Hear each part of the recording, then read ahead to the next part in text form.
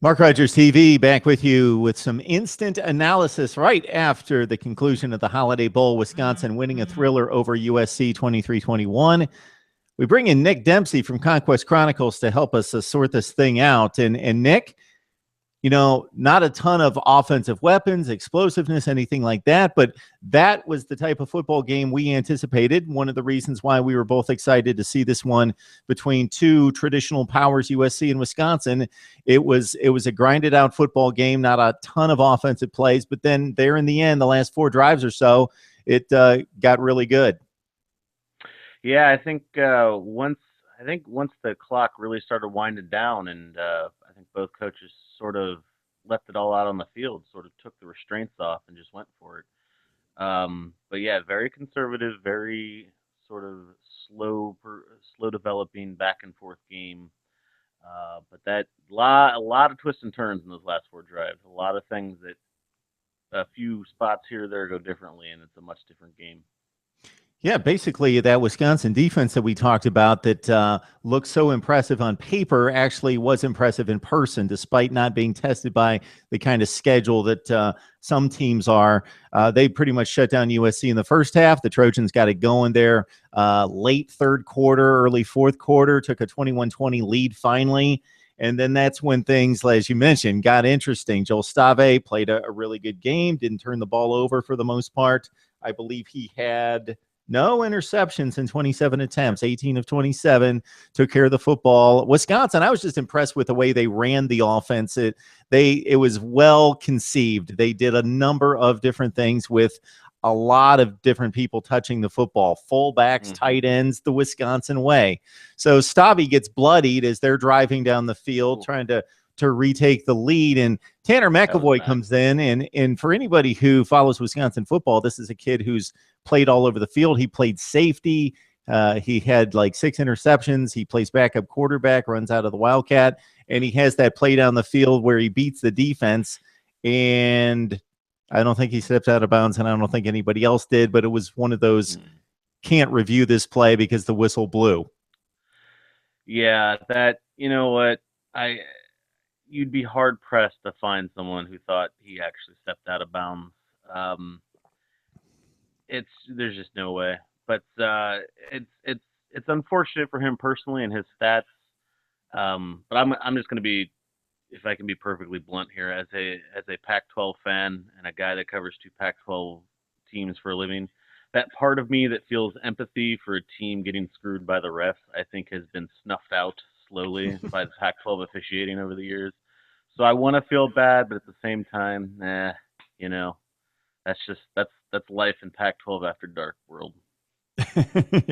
Yes, you've lived it on many occasions. So Wisconsin comes down, they kick a field goal, and I think a play that got kind of lost. And obviously, since Wisconsin wins, it really gets lost. Is they looked like they were going to drive it right into the end zone, and Delvon Simmons, who had an exceptional game, finished off a really good career and season for USC, snuffed out like a second and short play to really drive them back to like 3rd and 12. And though even Wisconsin ran it for 10 yards, they had to settle for the field goal, which obviously makes it a much different mountain to climb for USC to just get down the field, get in field goal range rather than having to score the touchdown and drive the length of the field. And Kessler gets the football. He makes some completions. They get out to midfield. And this kid, Jack Seachy, he missed the first half because he was thrown out due to targeting, personal foul against Minnesota the last regular season game. But he made up for it with about 4 games worth of defensive production. The kid had 3 sacks on one series, and on this series, he deflected the pass that gets picked off that ended at least what we thought might be USC's last chance. Well, certainly their last best chance, but you got to give that kid some credit. That was just, I mean, he's probably my pick for player of the game, and he, like you said, didn't even play for half of it, which is just crazy. His impact was absolutely palpable. It was game changing. Um, what can you, 3 sacks in a row in one series. I think previously he had maybe 2 or something like that. It was just ridiculous what he was able to do and change the game. Yeah, got to go with him for player of the game. Absolutely. Yeah, 3 sacks, plus he deflects the ball that gets picked off that ends, like you say, the best chance for USC. They did get it back one more time. There were some really exceptional plays. The one by it wasn't, I believe it was Juju Schuster-Smith who Smith-Schuster, my bad, who made the reception, got his one of his feet down. I thought it was an extremely athletic play. So USC had a gasp there to try to get something done and got it out to midfield. Needed, what do you think, 15 or 20 more yards because field goal kicking isn't exceptional from long distance. Yeah, they oh man, and that one pass to Juju Smith-Schuster at the very end that was just a little bit too far from him. Kind of he dove out for it, it bounced off his hands. That one was heartbreaking, I think, for him, for Kessler, for basically everyone in a Trojan uniform, because it was about 7 seconds left. I believe it was third. That brought up fourth down. He catches that. I believe they're inside the 20, comfortable field goal range, even for them. Just bounced right off the tip of his hands, and it was that was their last chance, because and I don't even know what happened the last play, that 4th down and 10 where they threw it short for 7 yards or something. The only explanation there is they just forgot it was 4th down, which is breathtakingly embarrassing for a senior quarterback. I don't even know what to say about that. Yeah, they didn't even give us any replays on that side of the field. It was just kind of like this throw off to the left sideline, and we don't know exactly what happened, except it was incomplete, and that pretty much wrapped it up. Had that been completed, there would have been about 2 or 3 seconds left, and they would have had another Hail Mary toward the end zone. They still were out of field goal range, but no, that was 4th down, and they didn't even get it had they completed it. So that would have been it regardless, even if he caught it. It wasn't long enough, is what you're saying.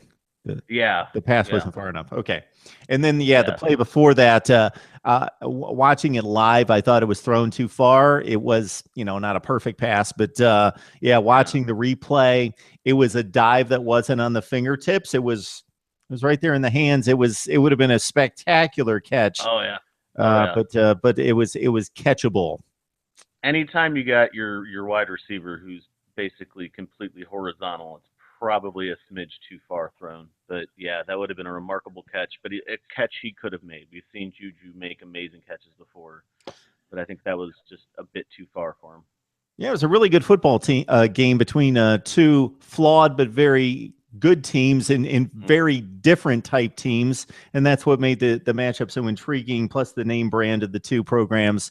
And Wisconsin finishes at 10-3, and they get that signature win that we talked about them lacking going into this game, while USC, playing a difficult schedule, loses to some really good teams down the stretch to finish 8-6. So I'm sure, Nick, we will catch up with you on many occasions during the offseason to hear what you have to say about USC getting set under Clay Helton for 2016. But any other thoughts on this one? Just the very interesting side note that there's a lot of rumors floating around that Wisconsin's defensive coordinator is a leading candidate for the USC job, defensive coordinator job. I don't know what kind of substance there is to that, but it was just sort of an interesting side story that the defensive coordinator, who did an amazing job shutting down USC's offense, might be working for USC in the next couple of weeks. So that was interesting. But this is a winnable game that they just didn't execute for USC, and I think that's the story there. So the Wisconsin defense that finished first in scoring defense in the country, giving up just 13 points a game, holds USC to 21. That was good enough, and top 5 in the nation in all major statistical categories. And so that's an interesting side note for us to track over the next couple weeks. So Nick Dempsey from Conquest Chronicles, USC falls to Wisconsin 23-21. Appreciate the time, Nick. Of course, anytime.